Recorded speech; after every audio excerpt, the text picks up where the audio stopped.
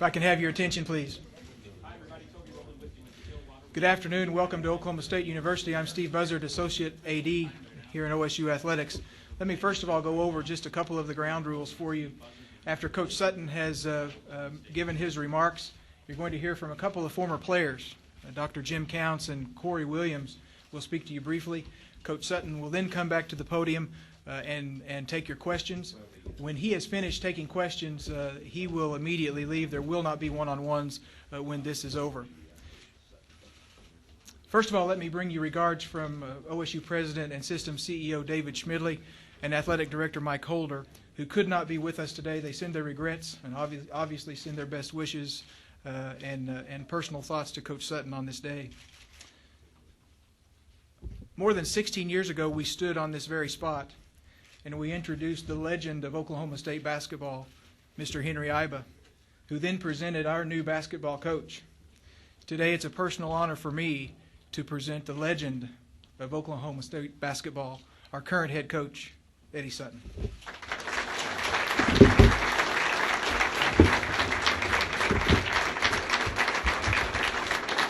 Thanks, Steve. It's good to see all you guys. I've missed you. Some of you I haven't missed, though. You know, I don't know whether you can tell or not, I've grown 2 inches. That's what I've done since I got all that good help from the doctors. For 2 years, you know, I was like this. But anyway, this is a great day for me and for my family, and I'm honored that some of our former players have been able to come back. It's been a real honor and privilege to be the head basketball coach at Oklahoma State University for the past 16 years. It's unbelievable time has passed so fast. However, after much thought and consideration, I have concluded that it is time for me to retire. My retirement will be effective on June 30th of this year. You know, I've been blessed by being at some great schools, dating all the way back to Tulsa Central and the College of Southern Idaho and Creighton, University of Arkansas, University of Kentucky. But this has been a real honeymoon because this is my school. And there's no one that loves this institution any more than I do. I want you to know I continue to have both energy and enthusiasm for the job. I feel better now than I have felt for 4 or 5 years. This decision is simply about what is best for me and what's best for the basketball program at Oklahoma State. The timing for this announcement is so there will be adequate time for the transition that needs to take place with Sean as the head coach. He and the staff certainly need to accomplish a lot this summer in the summer camps and recruiting. I would be remiss if I didn't thank Dr. Rogers and Dr. Anthony and Dr. Ernest and all of the physical therapists. I've got one gal over there, she's the head physical therapist. Her name is Helen. She was recommended by so many people, and she's tremendous. But I've coined the name for her Dr. Evil. And her assistant is Miss Hurt. When I go over there, they touch muscles that I didn't know existed in my body. Originally, I was going to coach 2 games this year and win 800. I always thought that'd be neat to be one of the coaches to win 800.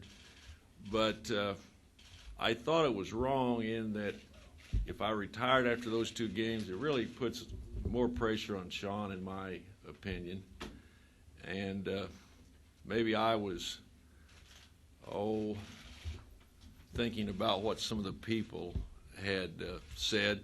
I had over 15 cards and letters from people across the nation saying, oh, you got to coach 2 more years. And, of course, it was beautiful letters, beautiful cards about praying for me, and I certainly appreciate that.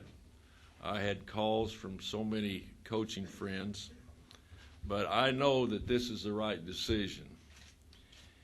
It is my unwavering belief that Sean will continue the winning tradition in this basketball program that I've been fortunate to be a part of during my tenure here. You know, Steve talked about Mr. Ivan. That seems like yesterday when he stood here, and he was so proud to have one of his boys come back. And he came to practice all those early days, the first couple of years. And I'll never forget, before we ever started practice that first year, and he said, "Now you got to be cautious." I should say, "You got to be cautious," in that deep voice. He said, "This is a hard place to win." He said, "Do you realize that when you were a senior, we went to the Elite Eight game, and I took one team to the big dance. Paul Hansen took one to the NCAA." He said, "I just don't want you to get too optimistic about this." He said, "It's hard to recruit here." Well, he was shocked when we went to the Sweet 16 those first 2 years. And, of course, it took off from there. But I had some concerns like that. But Leonard left me some good players, Byron Houston and Cory and Darwin, and we recruited Cornell Hatcher. And, of course, I think Sean taught Cory and Darwin how to play the back court. And Sean was probably just as important in what took place in winning those games as his importance to me the last few years as an assistant coach. As for me, there is much to accomplish. I have agreed to take on a new project in conjunction with the university. It will aid in the establishment of a new program of alcohol education and support. I'm excited about this opportunity and feel it will be something of lasting value, not only to me, but it will benefit the university, our community, Stillwater, and to the state of Oklahoma. There are so many problems in colleges across the country when it comes to addiction. There's so many young people don't realize what a horrible disease alcoholism is, or some of the drugs that they're exposed to. This is remarkable. You know, when I had the accident, it certainly had to be one of the low points in my life. I never had an accident before. And since that time, there are 7 separate situations where my admitting to the problem I had and the fact that I was going to take care of myself and get something done about it, there have been 7 different people that have gone on to treatment centers. 2 days ago, there was a young man came up to me, and I say young, he was about mid-30s. He said, "Coach, I just want to thank you. I've tried to get my wife to go to a treatment center for a long time. And she said when you came out and said what you did, she decided that if he could do that, she was going to do it. And she now is in a treatment center." So, you know, I think maybe that was God's way of telling me that there's some things that I can do to help people, just like I always felt like there were some things that I could do to help young men on our basketball team to get ready for the real world. Dr. Smidley, at a future time, will tell you more about how this program works, but I am excited about being a part of it. I think I will be basically a fundraiser, but that's going to be easy because there's very, very few people that haven't come in contact with someone they know that is an alcoholic. You know, we've been through a lot these past 16 years. There were some highs and lows, and of course, in my opinion, all the NCAA tournaments we were able to attend, but the 2 Final Fours were special. Anytime you get to the Final Four, and that doesn't happen as easy as people think it does. You know, when you look in the Big 8 and the Big 12, there's been very few schools that have made it. We made it twice. The low is when we lost those 10 members in that horrible airplane crash. There's not a day goes by that I don't remember those 10 remarkable people. The contributions they made to our team and to our lives. It is my hope that as a basketball family, we will always hold these men dear in our hearts and commit ourselves to praying for their families. I know I will. There's not a day goes by that I don't go by the memorial down there and say a prayer, because they were very special people. That was a very difficult time in my life and in the lives, I think, of people here at Oklahoma State University, but we came together and we got through it. It is now time for us to come together as a family again and support a new era of Cowboy basketball.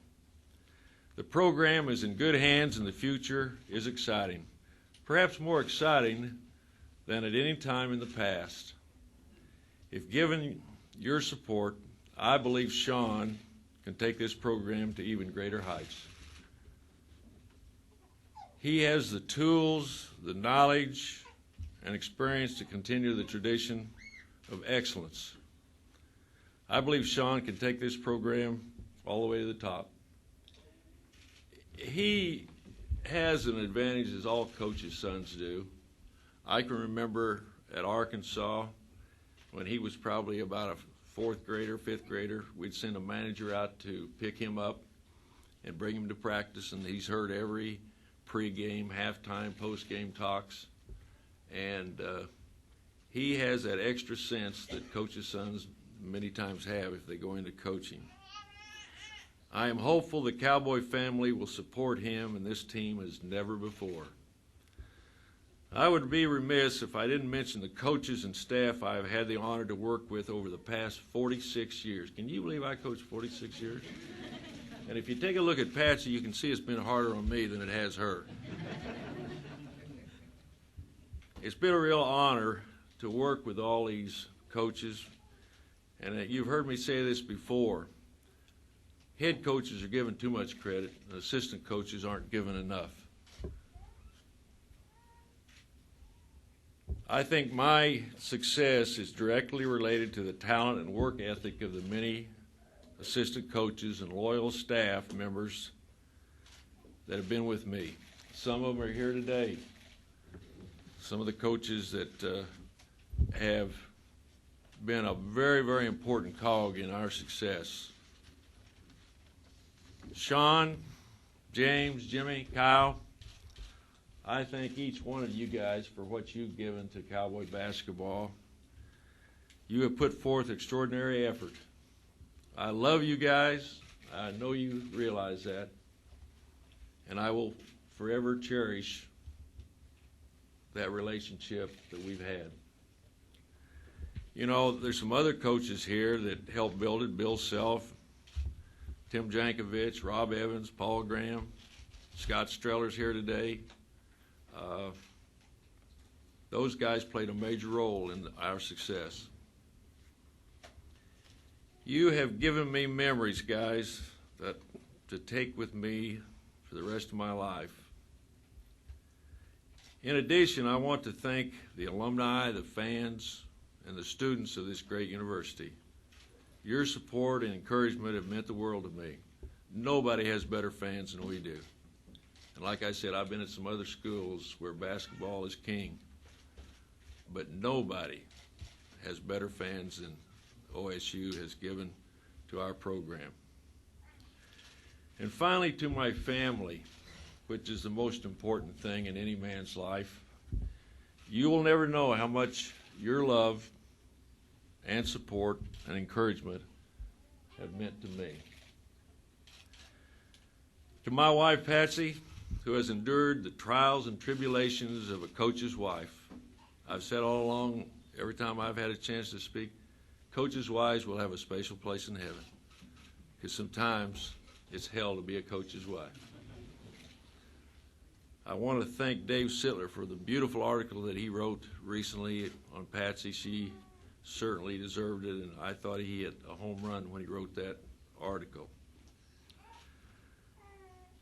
You know, she's a special person of 48 years. It'll be our 48th anniversary June 1st. Now, as I tell all my coaches and players that get married, I go up to the bride. I think Brian Montanati's wife is here today, and she probably remembers this. And I go up to him, and I look him right in the eye, and I said, "You got to work at these marriages." I said, "It is not easy. It's a 90-10 deal. boy, they look at me and say, oh, no.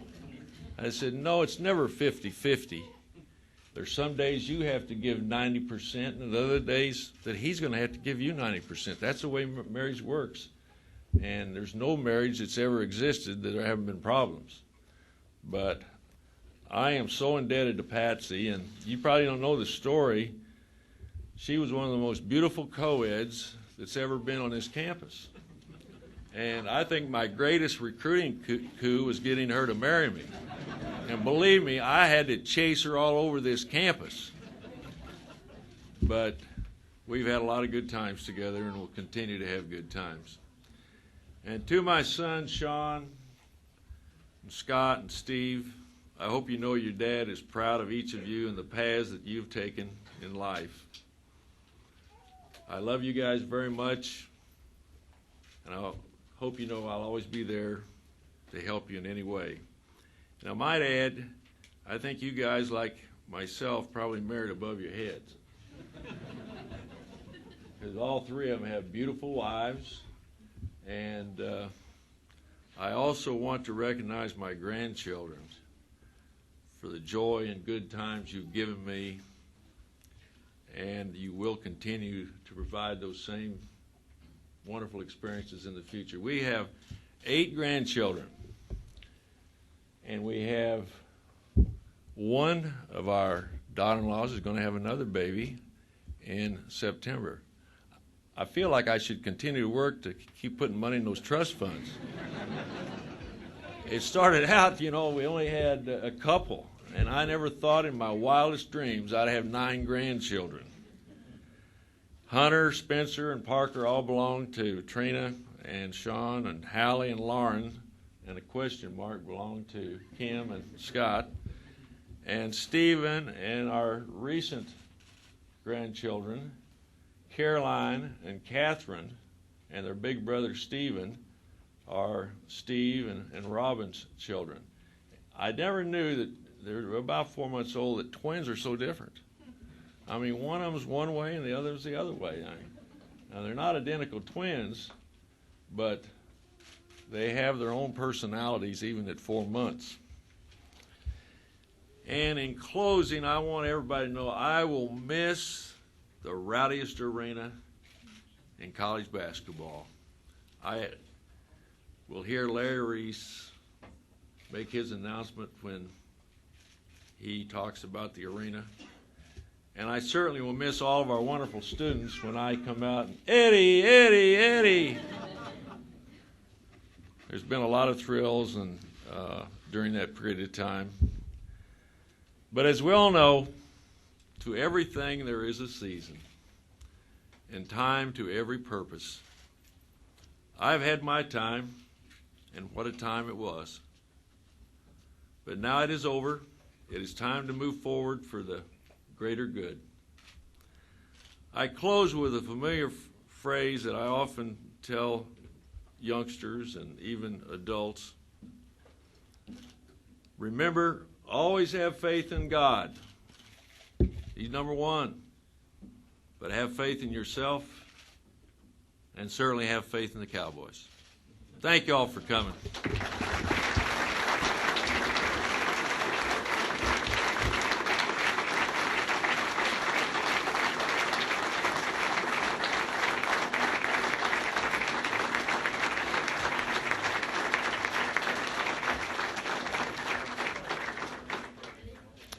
As we said, now you're going to hear from a couple of former players just briefly. Cory Williams, let's start with Cory. I'm going to write a book someday, and believe me, these two guys are going to be in the book. Now, Cory, I could write a whole chapter on him.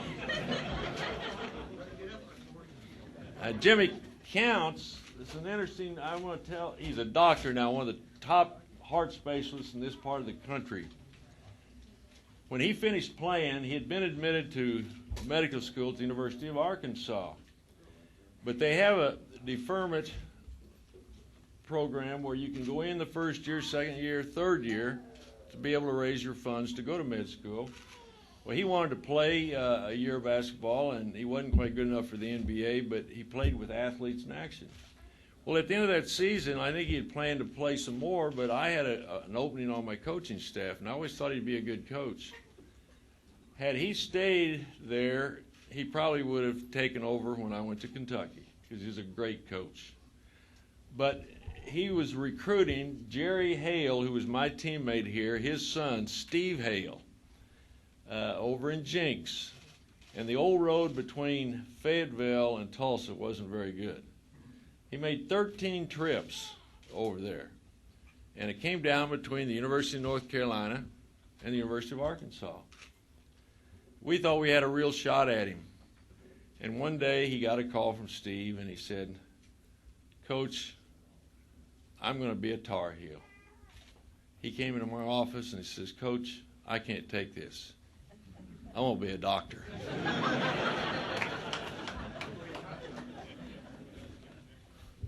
Well, this is very difficult to add to some of the things Coach said, but of course he blessed a lot of us and have an opportunity for him to be our head coach. And personally for me, he's been a father figure. I'll tell you a great story that many of you don't know, just to show you what type of person he is. After I got back from Taiwan, eating a lot of rice and playing basketball over there and having a chance to be like Michael Jordan, I had a restaurant. And of course, my funds from my 1 year and a half kind of depleted a little bit. And so in 1994, I called Coach, and Coach asked me to come to Oklahoma State. And I drove up, and I walked into his office, and he asked me, he said, "Cory, how much money do you have?" And I think the answer he was looking for was, well, Coach, let me check my bank statement. But I reached in my pocket, and I pulled out about $110. And being the gentleman that he is, he looked, and he never mumbled. He reached in a drawer, gave me a jogging suit. Reached in another drawer, and gave me some tennis shoes. He's the only guy, only head coach, only coach I ever had that has called me on my birthday and sang happy birthday to me. For a lot of us, he was tough on us. He made sure that when we left Oklahoma State that we became men. He made sure that we understood how important love was. And love came sometime as get on the line, I'll see you at 5:30 in the morning. But he wanted us to know what responsibility was and what it is. And the thing that I'm very proud of is I know he has 3 sons, but I consider myself the black son.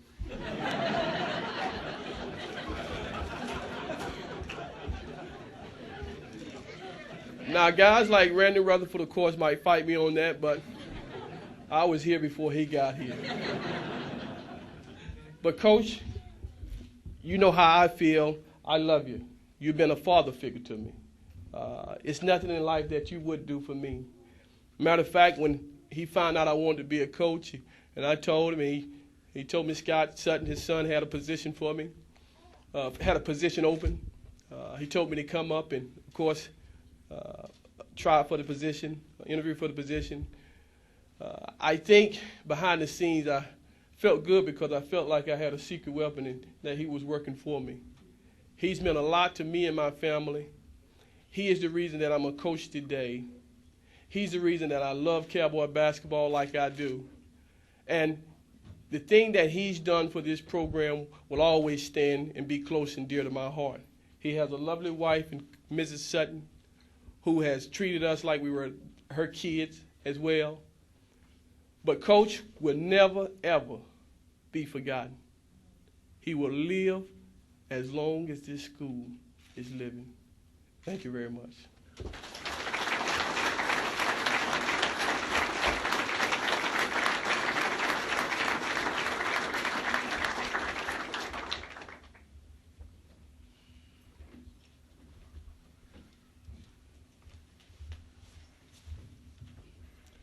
My name is Jim Counts, and I played basketball for Coach Sutton and coached with him many years ago. Coach, I feel a little unfamiliar in front of this orange and black. We need to have some red and white up here somewhere.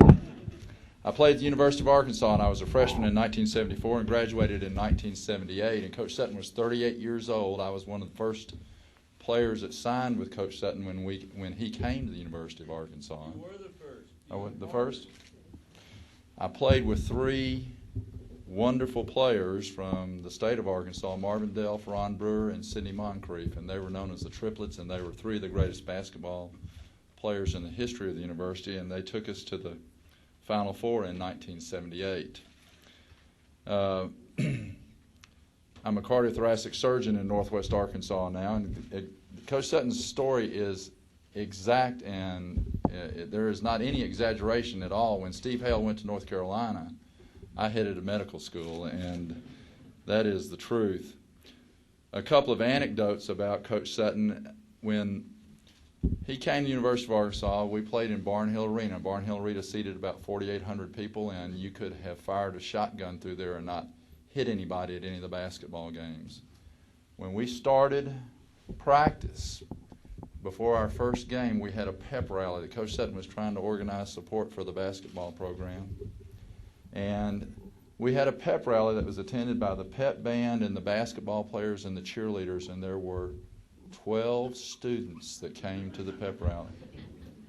I know you remember that, Coach. I mean, there were 12 students that were there. At Christmas break that year, we were 3-4. And for the we had a long Christmas break. We had 2 weeks before we played again, and we practiced 3 times a day during that time. And I have never been so homesick, so tired, so mentally beaten down by one man in my entire life. By the middle of January, we were 3 games into our conference season, and we were 3-0 at that point in time. We had really turned things around. Those of you that have been to Fayetteville at the university know that the athletic dormitory looks right down on Barnhill Arena, and you could see the students would come to the ball game. All they had to do was show an ID and walk in. And up to that point, there had been no crowds. It was a Saturday afternoon game. Marvin Delph came running to my room. We were just getting ready to go down. He goes, Jim, look outside, look outside. And we went to the window and looked outside, and the students were lined up as far as you could see to get into the ball game. I mean, it still brings chills to me to remember that right now. And from that point on, there was never an empty seat in Barnhill Arena, and it was all because of Eddie Sutton and what he did. People ask me, what is Coach Sutton's greatest attribute? And in my mind, his greatest attribute on the basketball floor was an unshakable belief that what he was doing was right and would produce results.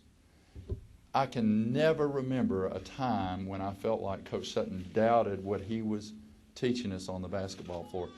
And it is very powerful when that carries over to a team and you think, if we do what he says, then we'll win. The other thing is, when you know for a fact in your mind as a player that the guy that you've got leading you is better than the guy that the other team has leading them, that is a powerful, powerful thing. I know that what will be written about Coach Sutton in a lot of ways is about wins, about championships, and about all kinds of things like that. What Coach Sutton's real legacy is a legacy of men and of changed lives. Cory said he's like a father to him. Well, he is like a father to me also. I love this man. He has done more for me than I can ever imagine, and I am humbled to be here with him today. I am humbled to be asked to speak about him. I can't tell you how fine of a man he is and what an influence he has had on so many lives, on people. Brad Fress is here, one of the guys that I coached, guys like that I can name at the University of Arkansas: Joe Klein, Scott Hastings, Alvin Robertson, Darrell Walker, Charles Terry, Ricky Medlock, players that were great players, and we did so many great things. We went to the Final Four. We went to the NCAA, no telling how many years in a row, and all those are great.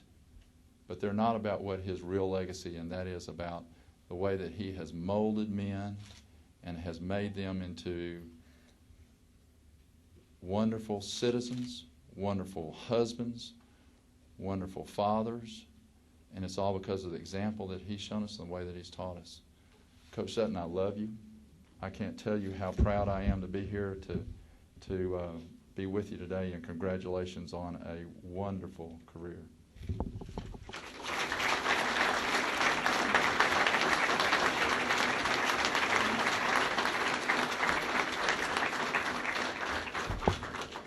We'll get Coach Sutton to come back to the podium for just a few minutes and answer a few of your questions. Coach.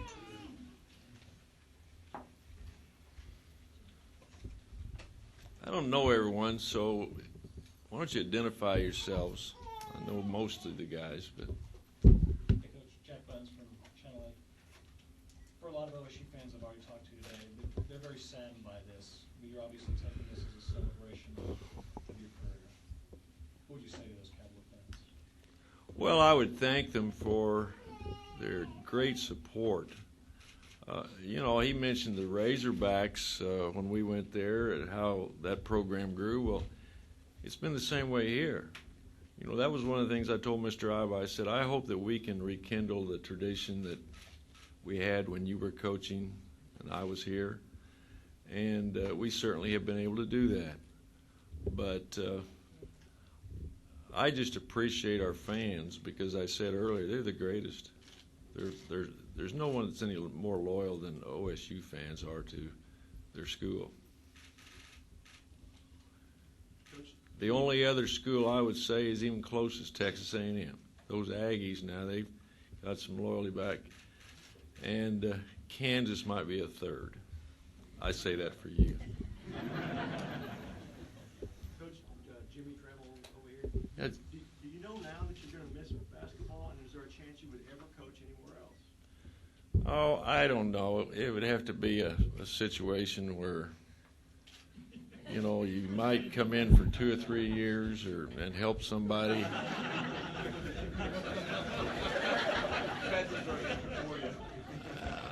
I might get a divorce or that.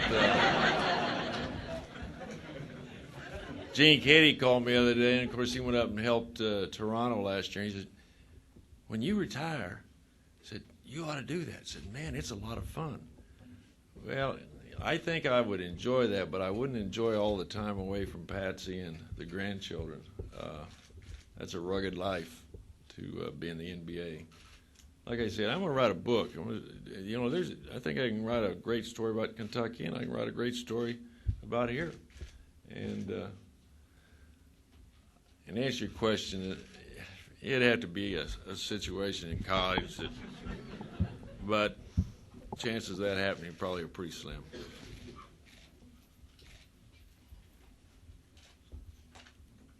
Mike. Hey, right here. Can you address what you've been through the last 3 months? And it's almost, from what I've been hearing, a passion to go forward to speak to these youth groups. All the battles you fought over the last couple of decades, and how you take that forward and try to influence the kids. Well, people today in our country know a lot more about alcoholism, but there's still people don't know what a horrible disease it is and how it affects not only the person. It's really slow suicide if you drink, and people don't understand that there's certain people that are more apt to become an alcoholic if they drink, and it certainly can be passed down from family to family. That's why I pray that our 3 sons and grandchildren will never be put in a position like that.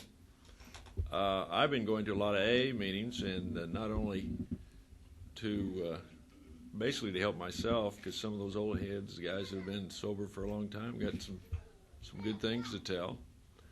And here, I certainly have had the opportunity to see some college students and visit with them. And I think that helping a person to realize and what it's all about is probably just as rewarding as winning a Big 12 championship. And that's why I'm looking forward to doing this.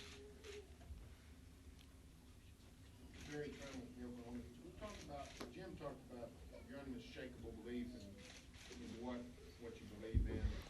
Does Sean have that, and what kind of coach is Sean going to make? Well, I think coaches have to coach their personality. I thought Sean did a marvelous job in finishing out last season. My philosophy changed when the three-point shot came in and the clock came in, and we played much faster here than we did when I coached at the University of Arkansas. And I think you have to make adjustments in your philosophy, but it comes down to good defense. That's the basis for any successful team sport. Recruiting the right players, not only people that are talented as far as being a basketball player, but good people. You can't coach character. And I don't know, I think Sean you have to coach what your personnel allows you to do. I mean, if you got a bunch of slow guys, you better try to shorten the length of the game. And you shorten the length of the game with your offense. But in this conference, there's a great many coaches. I've said this before. Roy Williams coaches a game pretty much like we do. Bob Knight does. Rick Barnes does. Kelvin certainly did. And I think they would tell you the same thing, that defense is the stabilizer in your sport. Taking care of the basketball. Don't beat yourselves, which is what we did last year. We were so careless with the ball. We had too many turnovers. But he'll take a lot of things that we do, but he'll make some adjustments. Sean's, I think, is going to be a brilliant coach. Let's take about three more. Coach Sutton, in March, you seemed really surprised that your surgery was so immediately successful. And at that time, you said you thought it was a possibility that you might want to go extension. Did you have the option of coming back? Was it your call? Yeah, it was.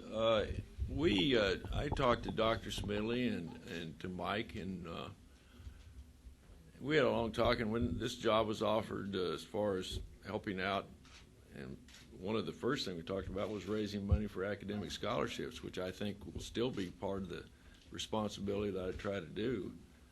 I noticed the University of Arkansas and President Bourne got like $50 million for academic scholarships. This school needs to have more academic scholarships. But the other one, I think, is my mission as far as really being able to do the right thing. Mike Holder came to me before he was named athletic director and asked me if I would support him. And I said, certainly I'll support you. And Dr. Smedley, of all the presidents I've ever had, he's the most interested, and if I use the word gung-ho, about the athletic program. He sees it as a very important part of the overall university.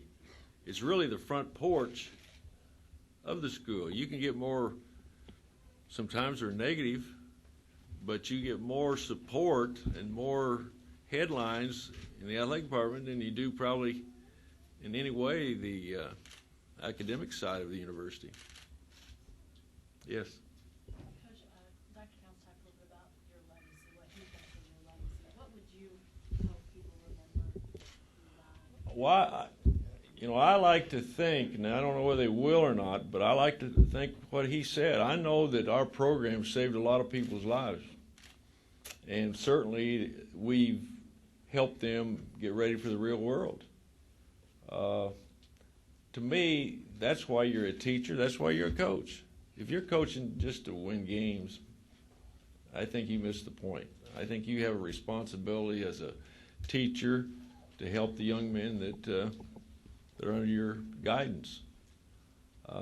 Certainly the wins will be something I'm sure a lot of people remember, but I hope that there's more meaning to helping people. Like Darrell Walker would admit to you today, and he said it publicly, Darrell Walker was a young, wild young man from the south side of Chicago. He no more knew what responsibility was than the man in the moon. And yet, he will tell you that he would either be dead or in prison if it hadn't been for Razorback basketball. And now he's a very productive citizen. He's got a lovely family. He's an assistant coach with the Hornets. And the other one he would say helped me was Patsy. Patsy helped tutor him some. And those are stories and those are things that happened in my coaching career that I'm most proud of. You know, winning's neat. I mean, we've had certainly great success, but knowing that you've helped people, and just like I won't ever hire an assistant coach unless I think one day they can be a head coach. And my responsibility there is to help them prepare to be a head coach. I tell them I'll teach you everything I know. And, boy, I've had some great coaches go on to be outstanding head coaches. So it's just been a honeymoon for me all the years that I've coached. I enjoyed coaching high school ball, and I think those are some of the great times I had. The only thing is I'm not sure I could afford to go back and coach high school ball. They don't pay high school teachers enough, and elementary school teachers as well. John, we'll make this the last question. Is that then, Coach, maybe the thing you'll miss the most about coaching, or is there another aspect? No, I think what I'll miss is being around the youngsters and not only teaching them basketball skills, but trying to show them that there are many lessons that one can learn in athletics that you can carry over in your everyday life. And I think that's what I'll miss the most, the fellowship with my coaches and certainly the young men that you have the privilege to coach. Thanks a lot, guys, gals, for coming.